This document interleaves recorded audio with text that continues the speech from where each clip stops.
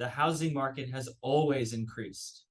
And so if you're waiting for some downturn, it could only mean a recession or a pandemic, because those are the only times that a downturn happens in a real estate market. So if you missed the better part of last year in selling your home, if you missed the better part of 2008 in purchasing real estate property, Hmm. it just is what it is. And here we are right now. This is the market that we're in. If you need a home, or you want to purchase a home, or you want to purchase an investment property, you need to sell for whatever reason, there isn't going to be a better time, because there's always going to be something wrong about that time. Hey everyone, welcome back to the show. We believe every real estate transaction should be treated as an investment. So each week we take you behind the scenes to show you the most up-to-date data and opportunities in the San Antonio market. We break down the data to reveal the subtle trends and information that could give you an edge in your real estate transaction this week. Keep watching for this week's market update with Sheldon and Carl. Let's jump right in. As usual, each week we cover the average sales price of homes here in the San Antonio, Texas market. We cover the number of days on market. We cover the price per square footage and the percent of list price that homes are selling for.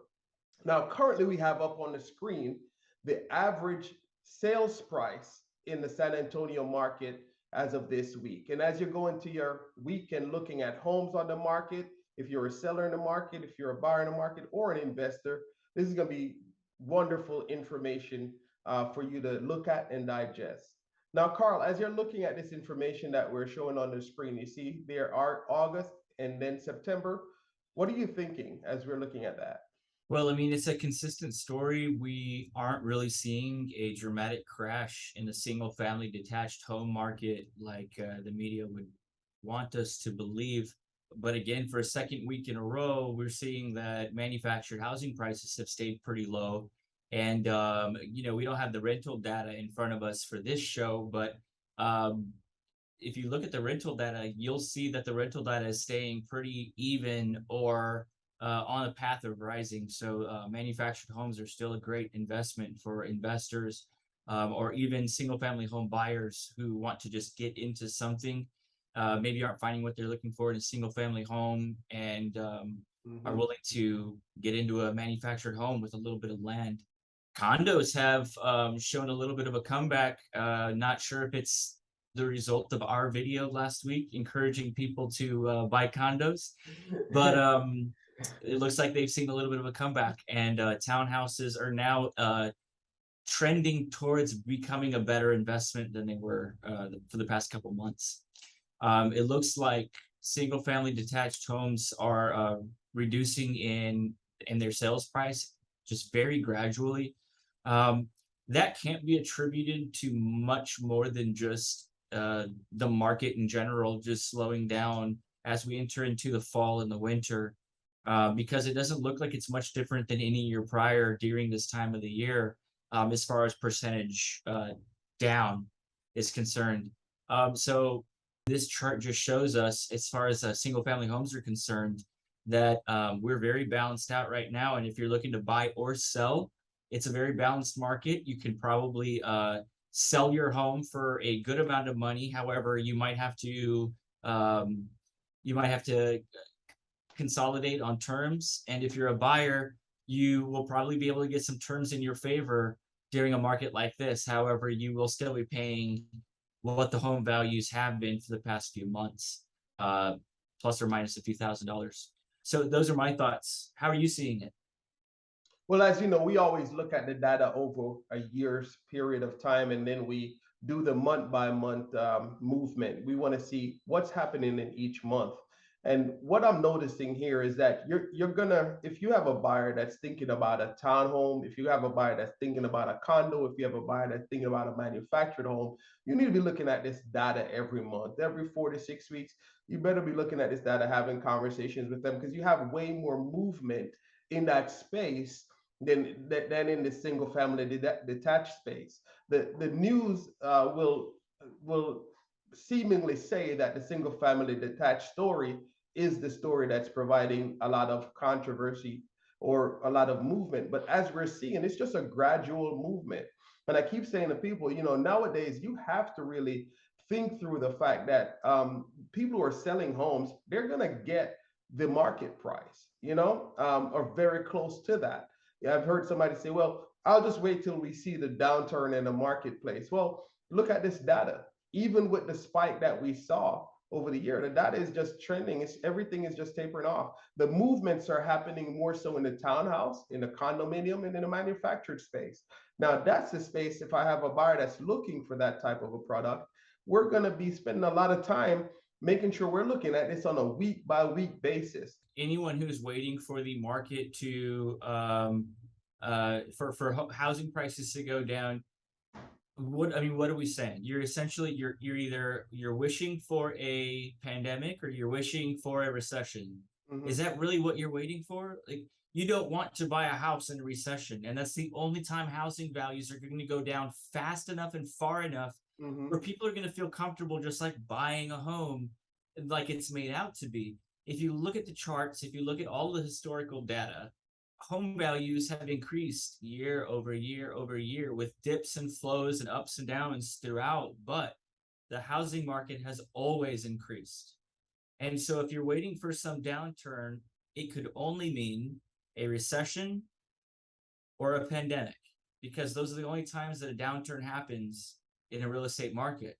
So if you missed the better part of last year in selling your home, if you missed the better part of 2008 in purchasing real estate property, Mm-hmm.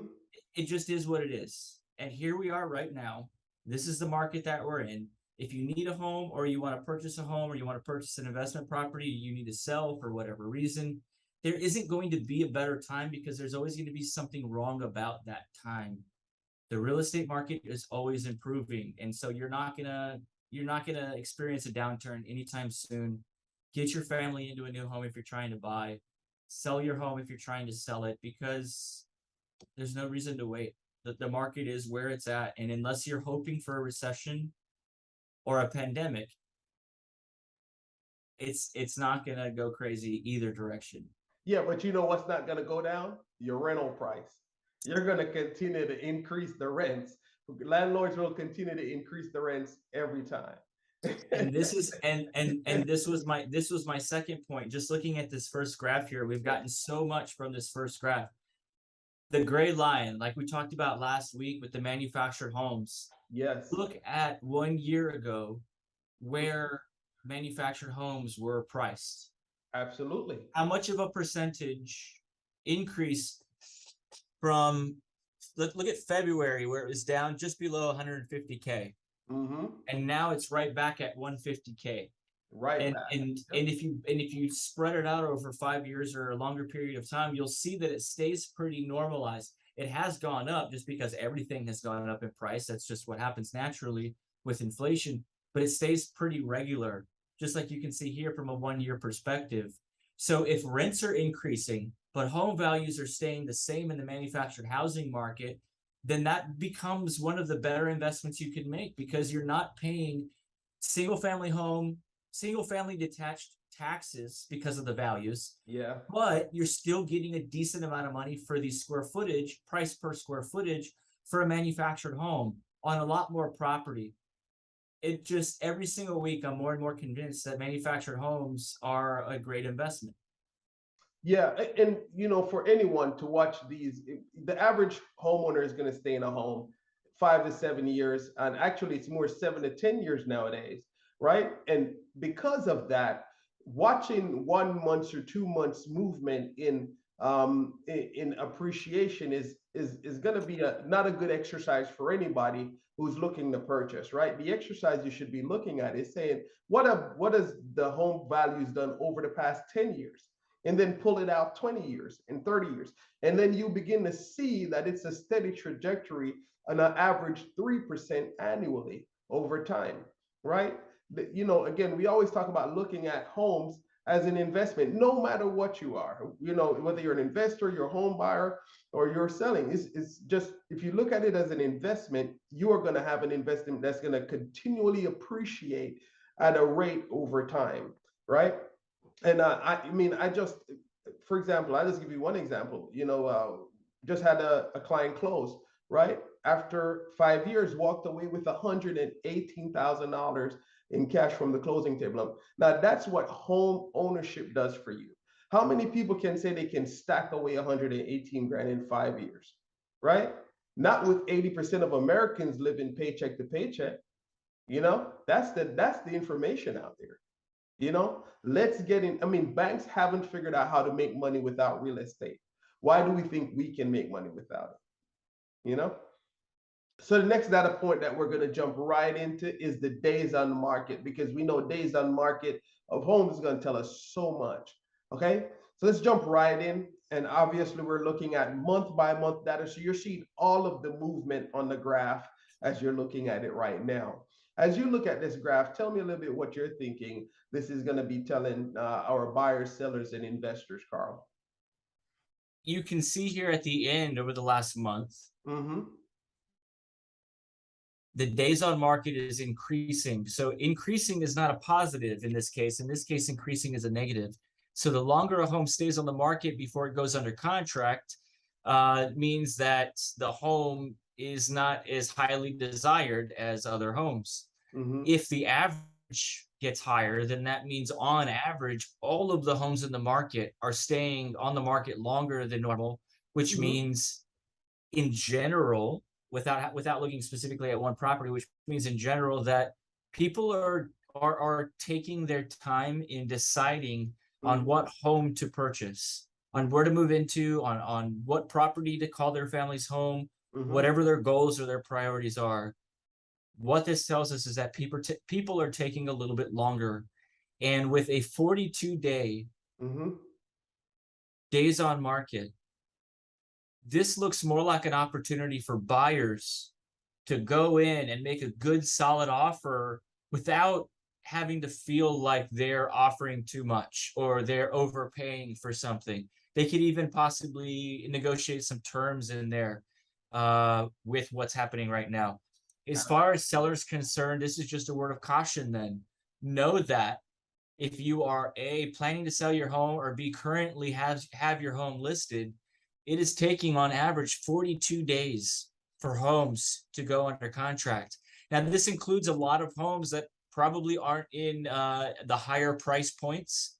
Sure. Which is where a lot of the market might be looking, and that days on market might be a little bit lower. But just understand this as a general number across San Antonio, Mm-hmm. it's taking longer for homes to get sold. So just understand that. Be patient with your realtor, or if you're trying to sell on your own, be patient with the market, or call Sheldon and tell him you need help to sell it faster.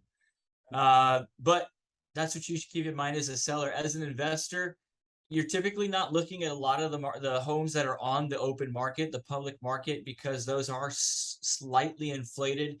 However, we are going into a better market, I think, for investors, where properties are sitting on the market longer. And if we can get up to around the 60-day range, investors will start having opportunities to negotiate those prices down, or even some repairs prior to closing. So, I think it's good that the market is changing in this way. I know it looks a little convoluted, but in short, buyers, be ready to negotiate. You can probably pay a little bit less right now than normal. Sellers, be ready to hold on to that property empty and vacant for a little bit longer than what you're expecting. And investors, just hold out a little bit longer until we hit about 60 days on market, so you can start getting better prices for your homes. What are you seeing, Sheldon? Well, I mean, you're providing me some advice. As you know, I'm stepping into some investments that I'm looking at right now, and I'm like, oh, I'm going to hold just a bit because I just see something coming in that I need to just kind of hold on. But that's because I'm an investor mind, right? I'm not looking to buy a house to live in. I'm looking at it as an investment, totally. All right, we're going to move right over. We're going to go into percent of list price. As you know, that's going to always be important to us. We want to see what the market is doing in general when it comes to percent of list price. Just a few months ago, right? So that middle line right there is the 100 line. Yes. That middle line right there is the 100 line. That's what a seller wanted for their home, which is typically about $10,000 or $15,000 more than what they actually should get for it. So you take that however you will. But that's the 100 line. So it's just now, as of maybe September, August, July, Yeah, August. it hit just below 100. It was closing in July, but it hit it below 100 in that August time frame. Yeah. Right. It was closing in on it in July and hit it in August. And it went watch this, it went from 100.4 to 99.3. Right. Wow. So a full point drop, percentage point. Look at this spike here in manufactured housing, just because I'm so intrigued by manufactured housing right now. And I hope anyone listening or watching isn't just annoyed by the fact that I'm completely in love with manufactured housing right now. But look at this spike right here just before summer ends. Do you think that the manufactured housing market had a short supply, and anyone who was in the manufactured housing market was just willing to pay more for that home to get into something before the school year started or the end of summer? What do you think that spike is caused by? I am really actually doing a deeper study on that, because I am seeing clients ask me to go ahead and put their homes on the market that are inner city, in a community. You've got neighbors on all sides, and they're saying, hey, we want to get out of here. We want to go to, where we have some more room. Let's get outside of the city limits, right? And I've seen that, in a few different scenarios. And so I'm actually taking a deeper study myself. But yes, I think that people were trying to lock in their living situation right before school started, right, with the kids and everything. So I think that's what we see there in July. Just folks trying to make sure they lock in their living situation ahead of time, and then you have this massive drop. Yeah, that's all I can think of. Also, in looking at something more conventional like the single family homes, it looks like their price versus list price has actually dipped to the exact levels it was a year ago. Can we go back? Let's look at 3 years so we can see what all happened during the COVID pandemic. Absolutely. Let's go 3 years, and then we're gonna do a Let's roll it 3. Roll it. Yeah, 3 years rolling 12 months. I understand. Are you saying real estate is an efficient market? I mean, well, look. Here's the thing. If anyone was hoping on appreciation on their home, they absolutely got it. But I honestly don't believe the numbers. At 0.2% increase in value, I feel like people made a lot more money than 0.2% on their homes in the past couple of years. No. That just means that sellers are getting about what they want for the past 10 years. So from August 2020, which is where the list price thing actually happened, and in this case, where it really took a turn was back in May, maybe. January even. Okay. I'm telling you, man, some people knew that this thing was happening before the general public knew this was happening, because too many coincidental stocks and markets started increasing before the news was even released about COVID-19. I'm not mad at these people. I just wish I would have known to invest in Disney. You're not in the inner circle, man. And GameStop. And Netflix. And Netflix. And Amazon. All of them. Everything. Let's go average if you'd like. Average, absolutely average. And let's jump right on in. Okay, so this is a price per square foot. And we're going back 12 months. So if I was looking to purchase a home in San Antonio back in January 21, I'd be paying $134 right, per square foot. Let me see what December 21 from 134 to 161, right? Then it stabilized for a little bit and then it started climbing, right? But it looked like we peaked out right about June at 178 because by the time we got to July, we were 175 and now we're 172. So it looked like we peaked out right around June 2022 on the price per square foot. So I could see somebody saying to themselves right now, well, the price per square foot is coming down. I could see investors thinking, price per square foot is starting to come down. Our supply chain is repaired. I think I could see me picking up a few properties at a lower price per square foot going into the end of this year and maybe even early next year, before the spring market starts. Because once the spring market starts, you have regular buyers coming back into the marketplace, and that kind of skews things. But for investors, I mean, this is a sweet spot, right? The lull of the winter, right? And into the early spring. What do you think, Carl? Yeah, I'm seeing a lot of the same things. Investors going into the weekend, I would just say maybe take a look. Take a look online if you don't want to go in person. But your time is really going to be January, February, around the end of winter when the most amount of people are not buying homes, and sellers are who were anticipating getting in on this hot sellers market have missed it. Their homes are going to be sitting there for a little while. It looks like compare according to data. If you can move the arrow just a little bit and show the lines, there you go. So it looks like the only thing that's really increasing right now are condos, and it's not increasing by much, and you can really just attribute that to, I mean, just the same thing we're doing here. Anyone who's interested in purchasing a condo hopefully has someone educating them on the market. The price per square foot on condos went down, so there may have been an influx on people who have been thinking about buying condos finally deciding to pull the trigger. There they go, buying condos, and it just kind of increased a little bit over the past month. No big deal. Single family homes look like they're increasing at a very normal rate, but like you said, about June, the price per square foot started going down. So I'm wondering if that coincides at all with any kind of interest rate hikes from the feds, and if that just makes buyers want to purchase cheaper homes or qualify for less homes, because as we know, the interest rates that directly affect what you can borrow. So someone who qualified for 4.9 or 5%, and now 3 weeks later, when they finally find the home that they want, they are at a 6.5% interest rate because of increases. They can no longer qualify for the same amount of home that they were going to qualify for before, because of the way that all works out into your monthly payment versus your income and your debts.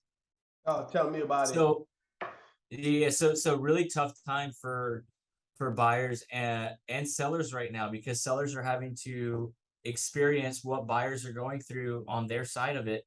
Yep. And you know, sellers, we've just missed the market just a couple months, but values are still high. They're not, they haven't dropped, and they will not drop Mm-hmm.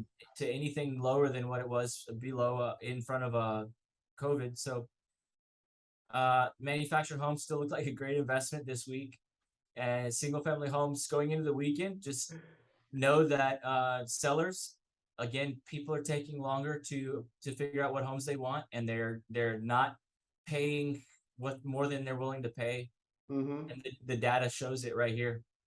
I was listening to a podcast today, and the lady said, before they couldn't even think about it. They had to look at the walls and go write the contract right away and get it in above, 30 grand above asking. Now they get to say, hey, well, I just really need to pray about it. You know, now they could pray about it. Okay. Yep. It's a total different market, and I just thought that was very, very funny and interesting. Hey, you touched on mortgage rates, and I just had this I was looking up some stuff earlier, but while I have it up, check this out. Mortgage rates hit 7.4, man, on the 30-year fixed. I mean, that is just wild. I didn't see that. Yeah, they hit they hit 7.04. sorry, yeah, 7.04. on the 30-year fixed, and that's just uh, I mean, if we think that we're going to get some type of relief from that, that's what I kept telling buyers earlier. Like, lock in your rate and go shop. There's some companies now that have lock and shop in place, but they can't. They can only lock it for so long. You've got to be decisive. You've got to look at the homes and you got to make a decision, especially if you're transitioning, you're moving into a new market. Lock your rate in and find a home of your dreams and get in that home, because the Fed is trying to chase inflation here, right? In a perfect world, in the perfect world, interest rates have to get above inflation, right? Which is at 9% right now. Interest rates have to get above inflation for things to cool. They're trying to chase interest rates. You know, I mean, we don't know. I don't know how we do that when inflation is just a runaway train.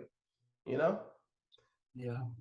I so mean, I typically shudder at uh, cliches, but the popular term is to marry your home and to date your mortgage. absolutely. And so on the topic of the interest rates and getting to 7%, it's only temporary. It's really only temporary. So if you really want a home, I mean, this isn't me trying to trying to push anybody to buy or sell or whatever. But if it's within your plan, it's what's right for your family at this point in time to sell your home or buy a home. Just do it. The market isn't going to change. It's not going to go drastic, and you're not gonna have a worse experience now than later on. Yeah, if you have a stable home situation, I mean, you go ahead and purchase the home that fits your family's needs, and then at some point in time, the opportunity will present itself, because and I don't want to get too technical, but the Fed has realized that what they call quantitative easing works, right? That's where they drop the interest rates, right, to try to stimulate activity in the Spending. economy, right? Stimulate spending. So that's what they've done for the last 50 years. Okay, I was looking at a chart earlier that was showing us what mortgage rates did from the 80s when they were 19% till last year, when it was on a steady decline for the last 40 years, right? Till it was almost 2%, 2.25% last year. Okay. So, I mean, we're crunching a lot of data. We're looking at a lot of things. We show just a quick slice every week. We don't have time to get into the deep data, but for our clients, we get into the weeds with our clients and show them the real information, especially those clients that really want to know. We do that for them. We just give a quick slice, a big overview. So people who are going into the weekend looking to buy, sell, or invest in San Antonio, they're armed with some information. But for more information or a deeper dive, feel free to reach out to Carl or myself at any given time. Our information will be at the top in the show notes. Any final thoughts, Carl?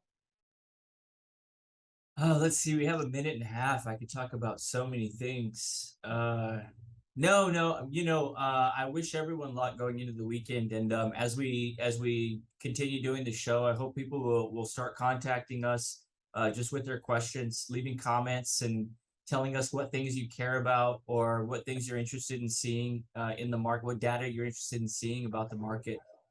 Because obviously Sheldon and I really love this, and like you said, we really like breaking down this information for our clients when we're actually working specifically on areas or zip codes or things like that. Really understanding what the market's doing gives you such an advantage when you're putting offers in on homes and when you're trying to sell your home, because knowing what the opposite side is trying to do or what they're feeling is really powerful and really valuable. And I'm going to let you finish it off, and then we've got our outro. Absolutely. Thanks a bunch. Thanks everyone for joining us. And we look forward to get to doing the show and seeing you next week. Have a wonderful evening. Take care. Take care. Thanks for watching this episode of Buy, Sell, Invest San Antonio, Texas. If you enjoyed this content, we would love to know it. Hit that like button to show us some love and subscribe to be notified when we post our next market update. It would mean a lot to us to know you appreciate this content. If you'd like to be a guest on our show or have any questions for us about the data we presented, please do not hesitate to give us a call. Once again, my name is Sheldon Brown with Silver Property Group, brokered by Real. Remember to buy, sell, invest with Sheldon. We are here to serve you and see you next week.